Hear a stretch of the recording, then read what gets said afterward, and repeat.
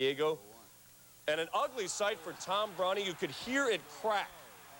He broke the humerus in his pitching arm, laying motionless in the ground for about 5 minutes. He had to be helped off the field. As you look at it again, and if it looks reminiscent of Dave Dravecky, it's the exact same bone. Browning had a perfect game through 4, had a one-all game when he made that pitch in the 6th. As he was helped off the field, he said, did they score? Well, they did score on a wild pitch. But as Browning probably loses his season after he did a year ago with a broken finger and with a torn-out knee the year before, the Reds, with their thoughts on their injured teammate, got 3 hits from Brian Dorsett, who scored the winning run on a wild pitch by Pedro Martinez, since he is the first team to 20 wins with the league's best record. At Fulton County, the first rematch of last fall's NLCS, Greg Maddux, nursing that line drive he took in the face, expected to make his start against the Phils Wednesday afternoon. And almost a facial for Rafael Belliard. Jeff Juden, known for pitching tight already this year.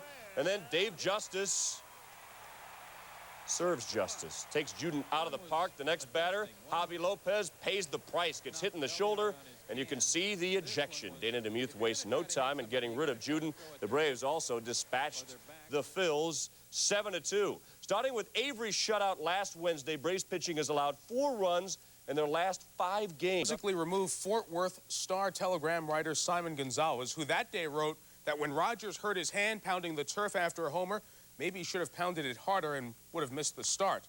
The Rangers have apologized to the writer. After elbow surgery, his second start, Jose, 1 for his last 10, breaking out. A smash to right center, a 4 RBI night. Rangers up 3-0.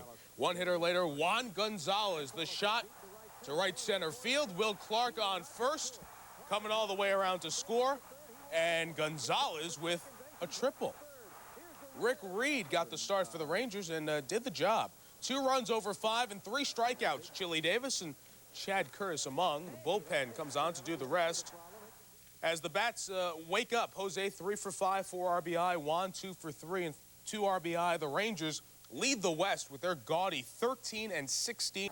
Al Leiter, looking for his first win in 3 starts, gets some glove help from Ed Sprague, who just gets Cal at first.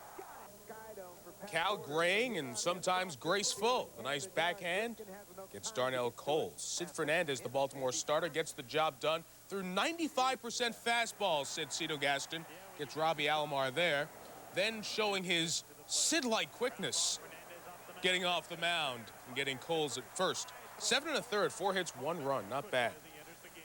The Camden Coupon, all he does is save. Lee Smith coming in the 9th. It's Pat Borders to lock down his 14th save. No other team in the majors has 14.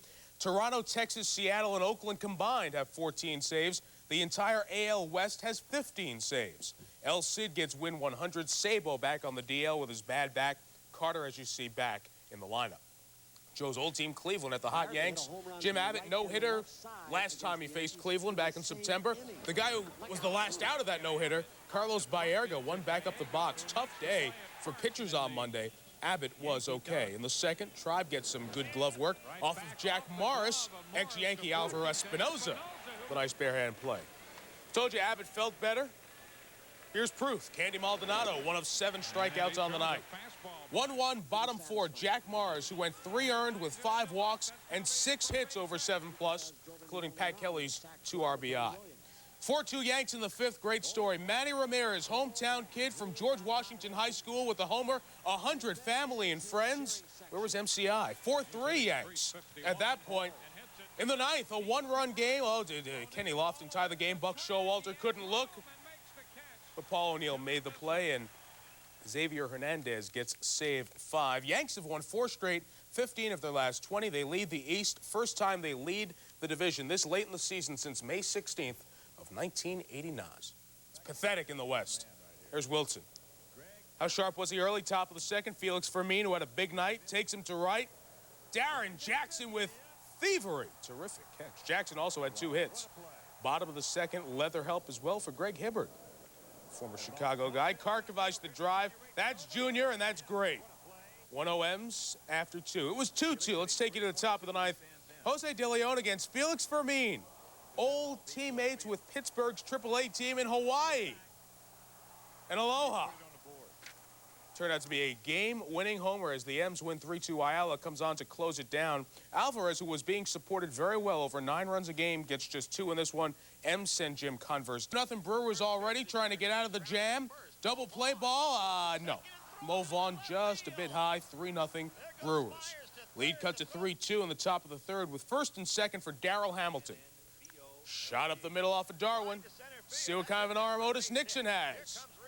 As Jody Reed, the ex-Sox, comes plateward, Rich rolling the tag. Got him. Mike Ignatiuk making his second start, an emergency start, because Mark Kiefer's still in AAA New Orleans. Does the job. Maybe he'll stay around for another start.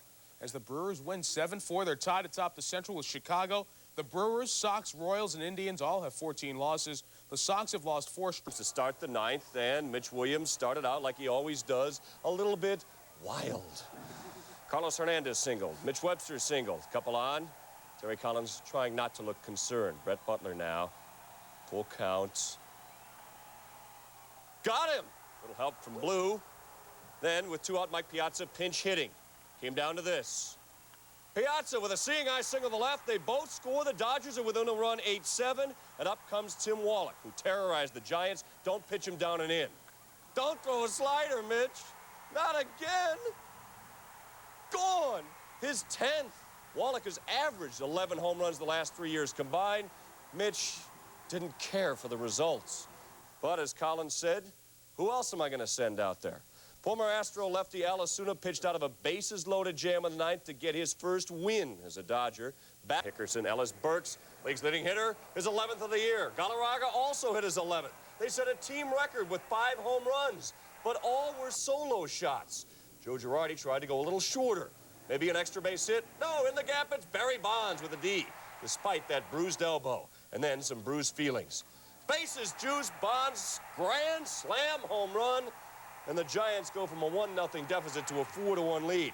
In the 6th, they did all their damage when it mattered most. Matt Williams continues his home run tear. 2 aboard, number 14. He leads the majors, that 3-run shot, front of a dozen runs on the day.